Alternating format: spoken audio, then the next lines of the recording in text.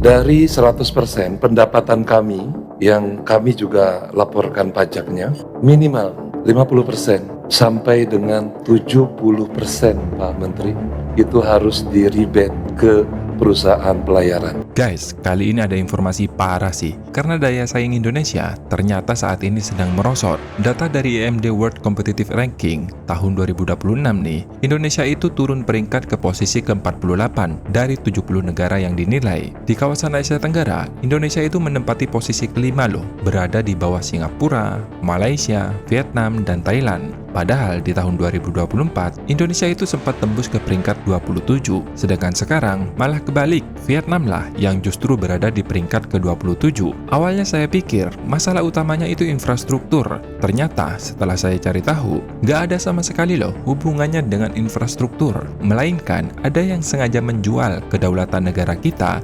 sehingga 90% sektor pelayaran Indonesia saat ini dikuasai asing. Bahkan saking berkuasanya pelayaran asing di Indonesia, bisa memonopoli bahkan meminta cashback ke pelaku usaha dalam negeri yang jumlahnya itu nggak main-main, sekitar 70% dari pendapatan. Pertanyaannya, kenapa bisa nih perusahaan pelayaran asing begitu merajalela di Indonesia? Penasaran kan? Tanpa banyak basa-basi, kita bahas lebih detail lagi.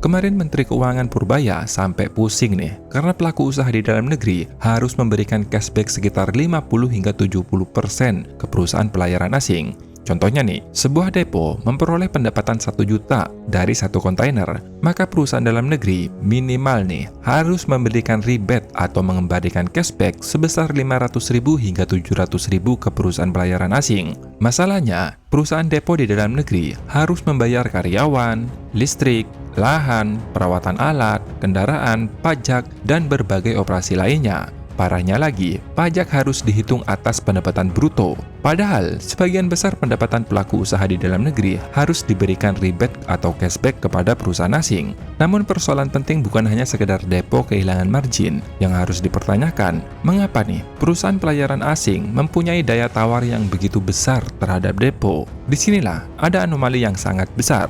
Dalam kondisi pasar yang sehat, depo seharusnya dapat bersaing berdasarkan harga, kualitas layanan, lokasi, kecepatan, dan efisiensi.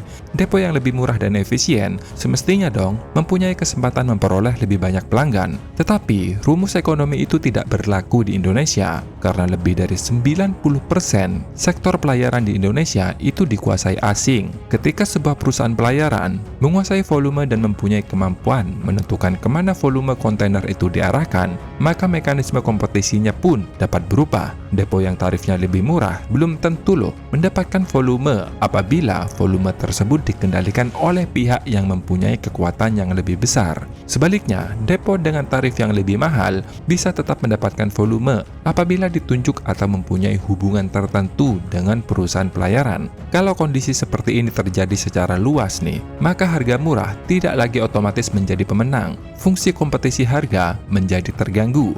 Disinilah konsep market power menjadi sangat penting. Masalahnya bukan semata-mata perusahaan asing masuk ke Indonesia. Yang menjadi masalah ketika kepemilikan atau dominasi asing berubah menjadi ketergantungan, kemudian ketergantungan tersebut berubah menjadi market power akhirnya mempunyai kemampuan yang sangat besar untuk menentukan volume, persyaratan bisnis, serta pembagian ekonomi. Inilah yang sedang terjadi di Indonesia saat ini. Kalau pelaku usaha nggak mau ngikutin persyaratan perusahaan asing, maka depo nggak kebagian volume kontainer karena perusahaan asing lah yang saat ini memegang kendali. Nggak peduli depo kamu paling murah dan paling efisien pun.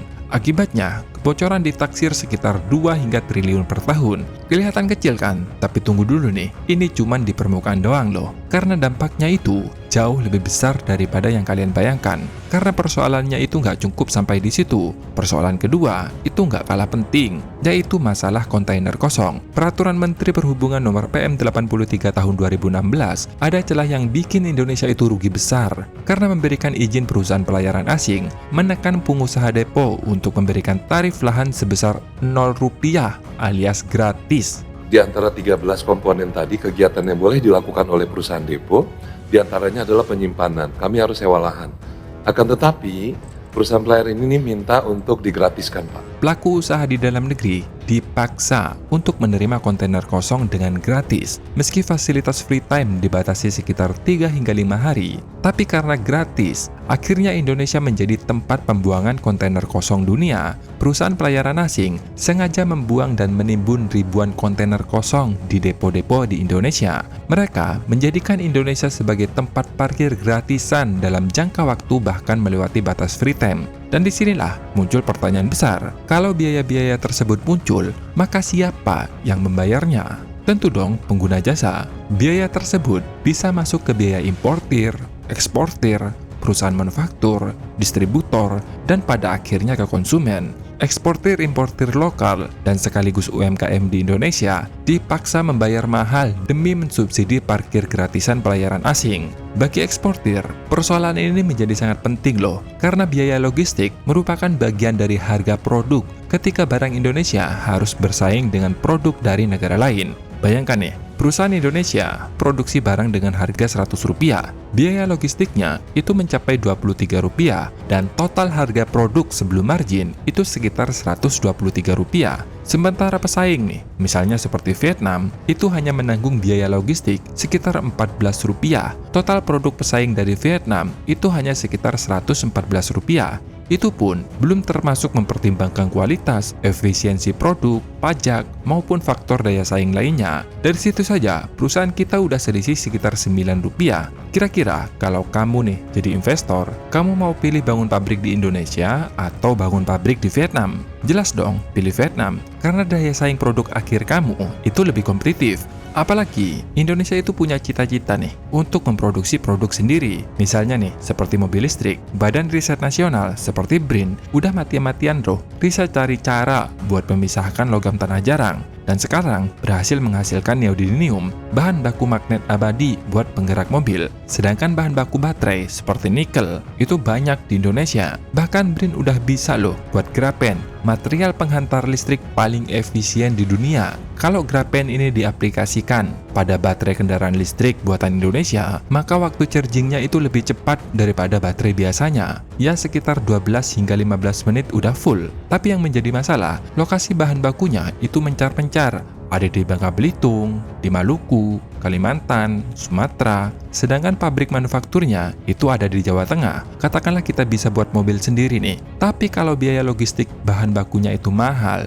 hasil produknya itu kira-kira bisa bersaing nggak dengan produk asing? Dan ini bukan hanya berlaku pada EV loh, tapi bagi semua produk seperti elektronik, produk kimia, tekstil, dan lain-lain. Artinya, kalau dipahami lebih dalam, kondisi Indonesia itu sangat kompleks. Kerugiannya itu bukan sekedar 2 hingga 3 triliun rupiah, tapi ratusan bahkan ribuan triliun. Karena dengan Vietnam saja, biaya logistik Indonesia itu udah selisih sekitar 9% dari PDB. Kalau PDB Indonesia itu sekitar 23.000 triliun di tahun 2025 kemarin, kalau 9% artinya kan lebih dari 2.000 triliun yang terbuang sia-sia. Belum lagi kerugian yang tak terlihat. Ya karena tadi, investor itu ogah masuk karena daya saingnya itu lemah. Selain itu, dampak karena jadi pembuangan kontainer kosong nih, terjadi kemacetan parah jalur logistik di pelabuhan. Truk-truk kontainer tidak bisa langsung masuk ke dalam depo karena lahan di dalam udah penuh sesak. Inilah yang membuat daya saing Indonesia sudah anjlok makin anjlok lagi.